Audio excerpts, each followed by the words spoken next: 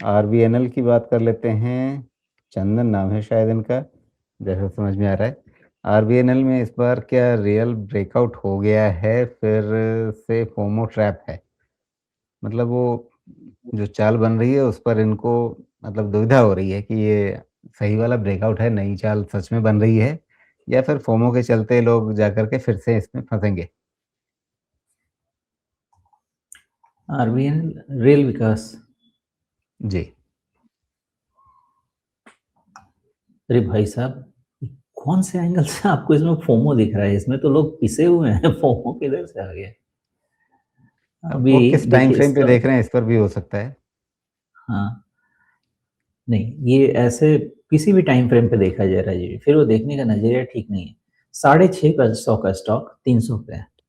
Okay, 300 का stock अभी भी 350 पे, जस्ट बॉटम जहां बन रहा है मल्टीपल, वहां से 15% अप है। ओके, फोमो तो किसी भी तरह से इसको नहीं कहना चाहिए, रादर ये आपको बहुत स्ट्रॉन्ग इंडिकेशन देना चाहिए कि बॉटम इन प्लेस में है। राइज होगा कि नहीं जी। होगा वो एक दूसरी कहानी है।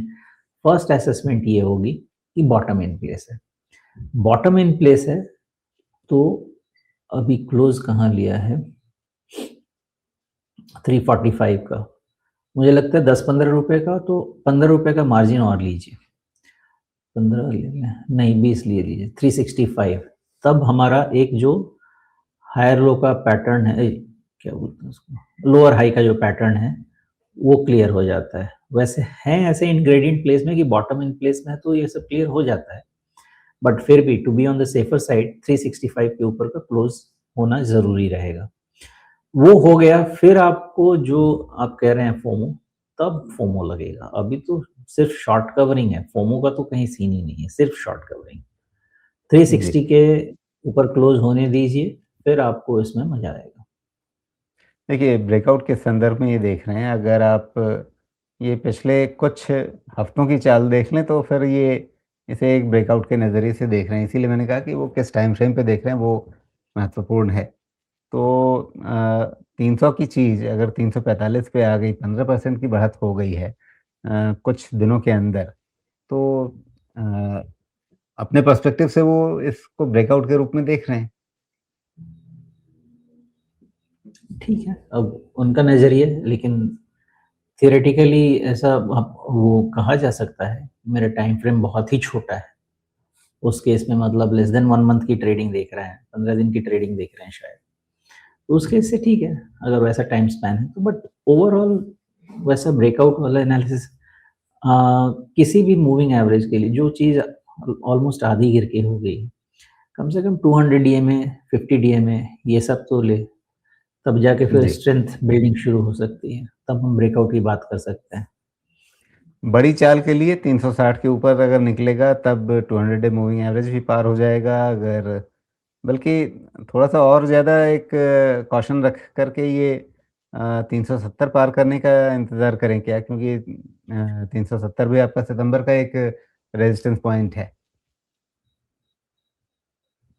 इसकी कोई ज़रूरत मुझे नहीं लगती है राजीव जी, क्योंकि ये स्टॉक में ओके। आपको ओवरऑल जो मैं पूरे पैरामीटर्स देख रहा हूँ, इसमें जो मोस्ट इम्पॉर्टेंट पॉइंट है वो है बॉटम फॉर्मेशन। बिकॉज ये 300 के पास मल्टीपल बॉटम्स हैं इवेल्युएट करने के लिए, और काइंड ऑफ 300 के पास इसका बहुत समय पे डिमांड क्रिएट होता है। तो ये अगर इतना स्ट्रांग बॉटम बन जाता है कि फिर यहाँ से नीचे तब तक नहीं देखना चाहिए जब तक स्टॉक स्वयं मजबूर ना कर दे आपको नीचे देखने के लिए। तो नीचे देखना जी। तो पहला बंद कर देना चाहिए, 300 जब तक है तब तक। और 300 जब तक है तो फिर देखने के लिए हमारा डायरेक्शन ऊपर बचा। तो ऊपर डायरेक्शन बचा तो उस केस में सम डे तो ये 360, 370, 400 सब निकलता ही रहेगा। तो हमको अर्ली एंट्रेंट होने का बेनिफिट लेना है। तो अर्ली एंट्रेंट होने का अगर बेनिफिट लेना है तो बाकी सब लेवल्स अपने जगह पे हैं। 300 हमारा मतलब सबसे स्ट्रांग लेवल होना चाहिए रिस्क मैनेजमेंट। जी।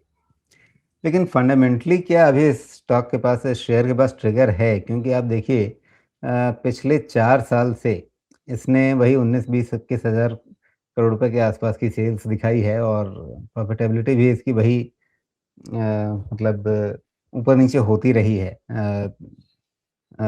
1600-1700 बीच में एक बार 2000 गया फिर घट गया। इसी दायरे में चल रहा है और पिछले 12 महीने का भी अगर आप देखें तो वो भी 1500 के आस-पास इसने मुनाफ़ा दिखाया है। प्रॉफ़िट बिफ़ोर टैक्स की बात कर रहा हूँ और वैसे ही आपको नेट प्रॉफ़िट में भी आँकड़ा ऊपर-नीचे होता हुआ दिख रहा है। तो जब तक यहाँ पे एक नया जोश नहीं दिखेगा कंपनी के कारोबारी आँकड़ों में, तब तक क्या शेयर भाव में जोश बन पाएगा? एक जनरल चीज़ समझाता हूँ। किसी भी पब्लिक सेक्टर कंपनी में या एनी प्राइवेट सेक्टर कंपनी जो कि गवर्नमेंट ऑर्डर्स पे डिपेंड करती है। कई बार शक्ति पंप पे क्वेश्चन आ चुका है इसलिए उसका रेफरेंस दे सकते हैं। ये इनके ऑर्डर्स बड़े लंपी होते हैं। गवर्नमेंट के ऑर्डर के लिए गवर्नमेंट को कोई बाध्य नहीं कर सकता है। गवर्नमेंट डिसाइड करेगी कि उनको ऑर्डर कब देना है, किस चीज़ पे कितना देना है। इसलिए इनके ऑर्डर्स लंपी होते हैं अनलेस दे टेल कि हमारा इतने समय का इतना प्लान है ऑर्डर का और उसके बेसिस पे आप अपना कैश फ्लो प्रॉफिट सब प्लान कर लिए, फिगर आउट करके वैल्यूएशन प्लान कर लिए। मुझे इसी चीज़ का हमेशा डर रहता है गवर्नमेंट कंपनीज पे या गवर्नमेंट ऑर्डर पे जो डिपेंडेंट कंपनीज होती हैं प्राइवेट सेक्टर्स की, कि उनका कभी भी ऑर्डर इतना बड़ा मिल जाएगा और कभी उनको कुछ नहीं मिलेगा। तो फोरकास्टिंग में मुझे तो बहुत प्रॉब्लम होती है। और अगर कोई स्टॉक उसमें भी 50, 60, 70 टाइम चल रहा हो, तो किस बेसिस पे फोरकास्ट किया जाए मुझे बिल्कुल समझ में नहीं आता। इसलिए इसमें भी मैं वही कहूँगा कि कुछ कहा नहीं जा सकता। कल को गवर्नमेंट उठ के कोई ऑर्डर दे दे तो क्या होगा? और ना दे तो क्या 60 टाइम का वैल्यूएशन सस्टेन हो सकता है? क्या 300 भी सस्टेन हो सकता है? नहीं होना चाहिए। ये टोटली ना यहाँ पे डिसीजन मेकिंग सिर्फ टैक्टिकल ही किया जा सकता है कि अगर आपको अच्छा कहीं दिख रहा है तो स्टॉप लॉस लगाइए, ट्रेड कीजिए, लग गया तो लग गया, नहीं तो छोड़ दीजिए। तो मुझे इसका हमेशा डिस्कम्फर्ट थोड़ा-सा रहता है वो लंबा व्यू लेने में। जी, तो आरबीएनएल जैसे शेयरों में ट्रेडिंग वाला ही नज़रिया रख कर के चला जाए, उसमें बहुत ज़्यादा अगर आप कन्विक्शन के साथ पोर्टफ़ोलियो में रख कर के बैठने की सोचेंगे तो फिर समस्या हो सकती है।